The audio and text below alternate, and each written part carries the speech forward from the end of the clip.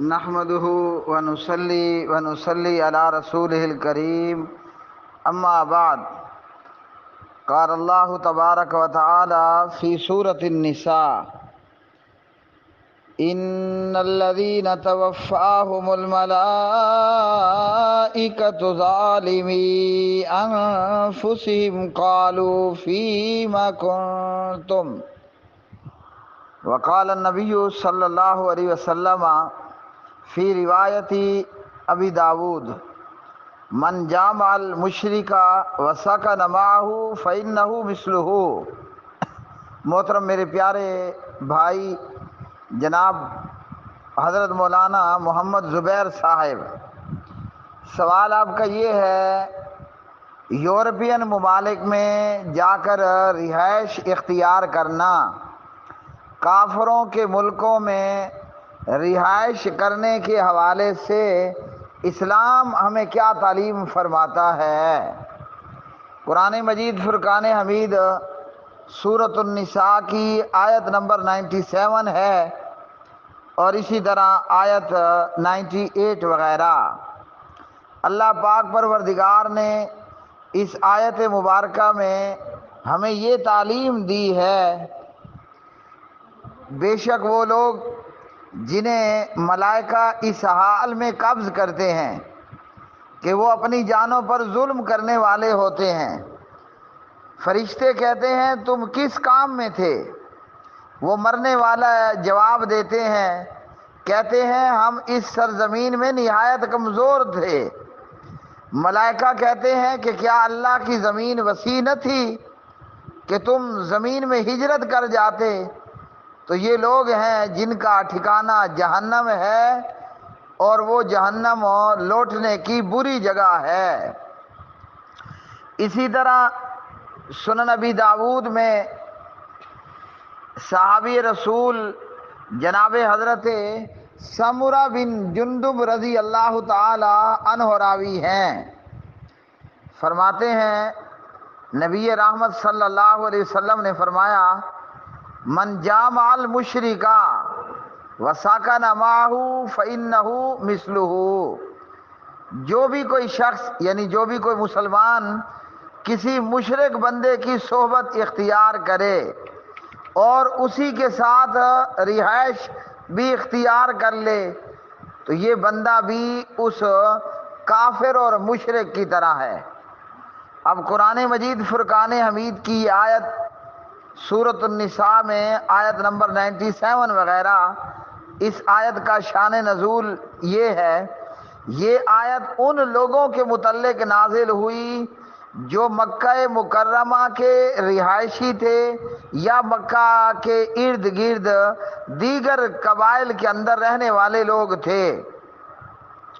جب اللہ سبحانہ و تعالیٰ نے اپنے پیارے حبیب اور محبوب جناب محمد الرسول اللہ صلی اللہ علیہ وسلم کو مکہ مکرمہ سے ہجرت کا حکم دیا مدینہ پاک کی طرف، یعنی پہلے وہ یثرب تھا، حضور کی آمد پر مدینہ طیبہ ہوا، تو جب اللہ نے اپنے حبیب اور محبوب کو ہجرت کا حکم دیا تو یہ حکم تمام کلمہ پڑھنے والوں کے لیے تھا کہ ہر وہ شخص جس نے کلمہ پڑھ لیا ہے اب مکہ میں کافروں کے علاقے میں دار الکفر میں رہنا مسلمان کے لیے حرام ہو چکا۔ کچھ ایسے لوگ تھے کہ جنہوں نے دھڑا دھڑ سینکڑوں اور ہزاروں کی تعداد میں ہجرت کر لی اور اس ہجرت کے نتیجے میں انہیں جو بھی قربانیاں دینی پڑیں انہوں نے ان قربانیوں سے دریغ نہیں کیا۔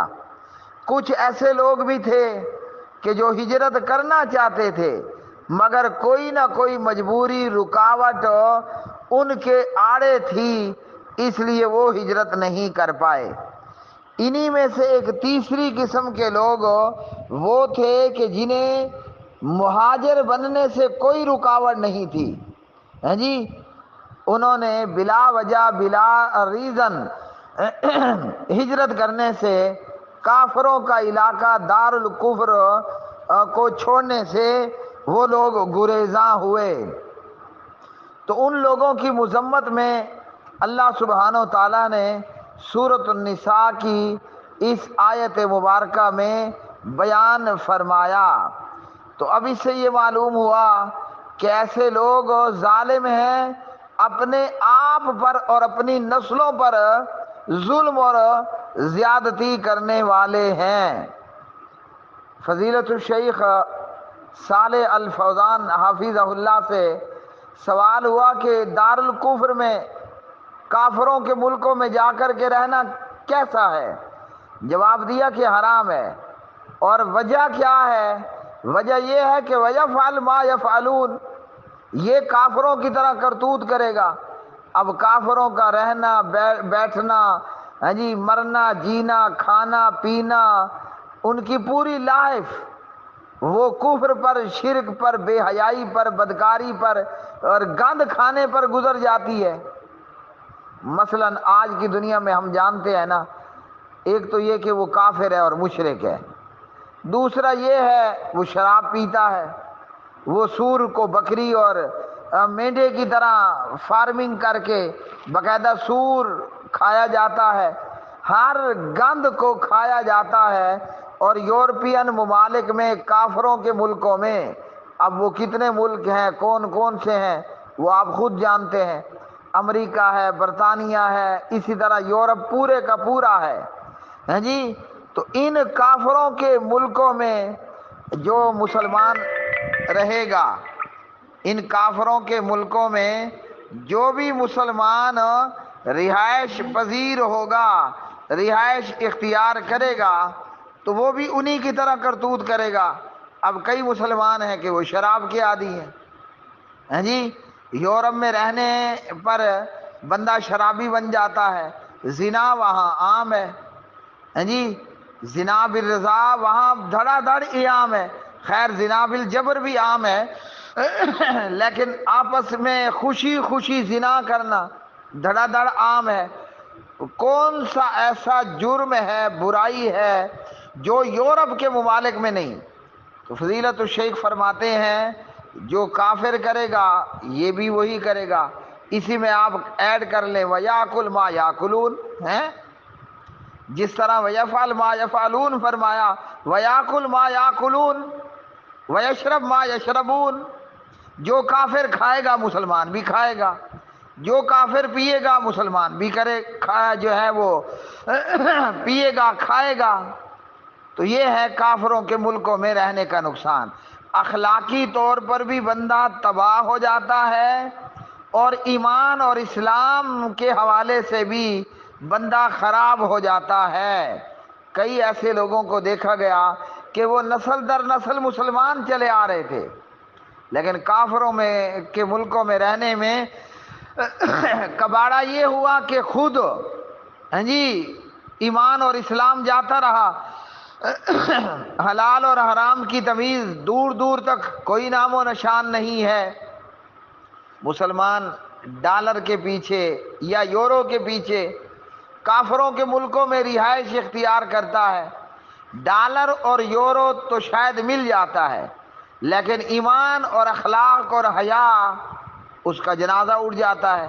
لوگ روتے ہیں اور پیٹتے ہیں، خود مجھ سے سوال کرنے والے اور کرنے والیاں وہ غم کے آنسو رو رو کر بیان کرتے ہیں، ہمارے بچے کو شراب کی لت پڑ گئی ہے، ہمارے بچے کو گرل فرینڈ بنانے کی لت پڑ چکی ہے۔ لت مطلب عادت بن گئی ہے اس کی۔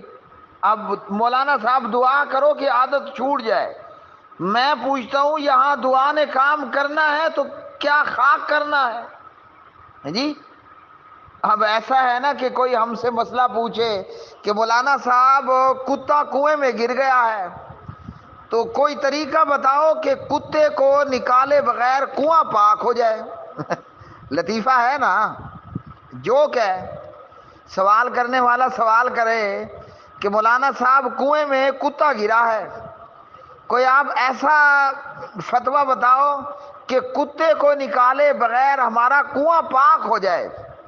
سمجھدار بندے ہو، پڑھے لکھے ہو، ایجوکیٹڈ ہو، کیا خیال ہے کوئی فتویٰ کارگر ہوگا کہ آپ کے کنویں کا پانی پاک ہو جائے، پینے کے قابل، وضو اور طہارت اور غسل کے قابل ہو جائے؟ سب نے جواب دینا ہے بھائی پہلے کتا نکالو۔ تو گزارش یہ ہے کہ ہم آپ کو کہاں سے وظیفہ بتائیں کہ آپ کی اولاد شراب چھوڑ دے، زنا چھوڑ دے، بے حیائی برائی چھوڑ دے، وہ جو دین اسلام کو چھوڑ چکی ہے، اخلاق کا جنازہ نکال چکی ہے، کہاں سے کدھر سے میں وظیفہ لے کر کے آؤں؟ پہلے کتے کو کنویں میں سے نکالو، پھر وظیفہ ہوگا اور وہ کارگر ثابت ہوگا۔ تو بندے کو چاہیے وہ تھوڑے پر کفایت کرے۔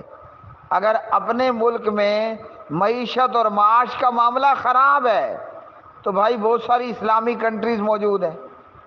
آپ ہیں جی جناب مسلمانوں کے ملکوں میں چلے جاؤ، ٹھیک ہے کہ ریال کا ریٹ ڈالر سے کم ہوگا، ہیں جی، لیکن آپ کا ایمان تو بچ جائے گا نا، ہیں جی، آپ کا ایمان تو سلامت رہے گا۔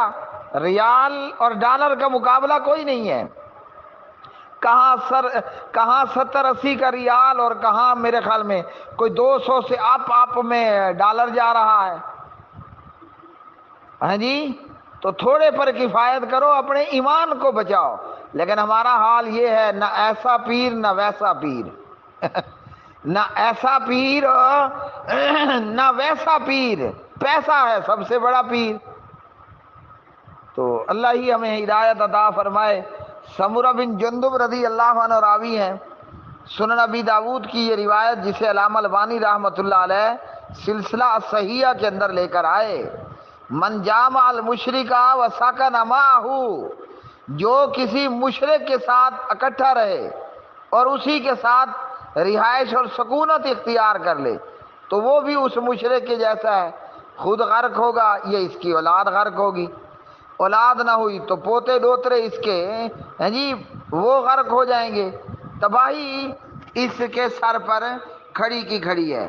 ہاں الا یہ کہ بندہ مجاہد ہے یا تبلیغی ہے، ہاں جی، یا کوئی ایسا ریزن ہے کہ جو اسلام میں قابل قبول بنتا ہو، تب تو رہ سکتا ہے، ورنہ نہیں۔ کافروں میں رہنے میں کیا ہوگا؟ بندہ انہی جیسے کرتوت کرے گا، ان کی مشابہت کرے گا۔ اب کئی لوگ ہیں جو کافروں کی مشابہت کرنا بڑا ایجوکیٹڈ کرتوت سمجھتے ہیں، کافروں کی نقل کرتے ہیں تاکہ لوگ یہ سمجھیں بندہ بڑا ایجوکیٹڈ ہے۔ حالانکہ نبی رحمت علیہ السلام نے کیا فرمایا؟ سنن ابی داود کی 40-31 کتاب اللباس کی روایت میں، من تشبہ بقوم فہو منہم، ہاں جی، جو جس قوم کی نقل کرے گا وہ انہی میں سے ہوگا۔ بلکہ کئی جگہ پر یہ الفاظ بھی موجود ہیں، ہاں جی، کہ کان حشر معہم من احب قوما یا من تشبہ بقوم کان حشر معہم، قیامت میں اس کا حشر بھی انہی لوگوں کے ساتھ ہوگا۔ صلیب کا پجاری بندہ کھڑا ہو تو قیامت میں دائیں بائیں ہو، شراب پینے والا، زنا کرنے والا، گرل فرینڈ چلانے والا بندے کے دائیں بائیں ہو تو بیڑا غرق ہونا اپنے آپ میں ظاہر ہو جائے گا۔ اس لیے میرے مسلمان پیارے پیارے میٹھے میٹھے اسلامی بھائیوں، ڈالر اور یورو کی چمک دمک میں مت آؤ، اپنے ایمان اور اسلام کو بچانے کی فکر کرو۔ یہ دنیا کیا ہے؟ ہاں جی، پہلے تو یہ دنیا ہے معمولی اور گھٹیا سی، آج ہے کل ختم شد، اور پھر اس دنیا کے اندر اللہ اکبر اللہ اکبر، جب بندہ ٹوٹل 60-70 سال کی زندگی ہے، ہاں جی، اور زندگی جب ہم گزار بیٹھتے ہیں تو ایسا لگتا ہے کہ ایک جھپکی سی لی ہے، ایک جھپکی سی لی ہے اور 80-70 سال کی عمر پوری ہو گئی ہے۔ اللہ اکبر اللہ اکبر، اپنے ایمان کی، اپنے اسلام کی اور اپنے اولادوں کے ایمان اور اسلام اور اعلیٰ اخلاق کی فکر کرو، ہاں جی۔ یہ ڈالر یورو ہمیں قبر میں کام نہیں آئے گا، ہماری نیک اولاد ہمیں کام آئے گی۔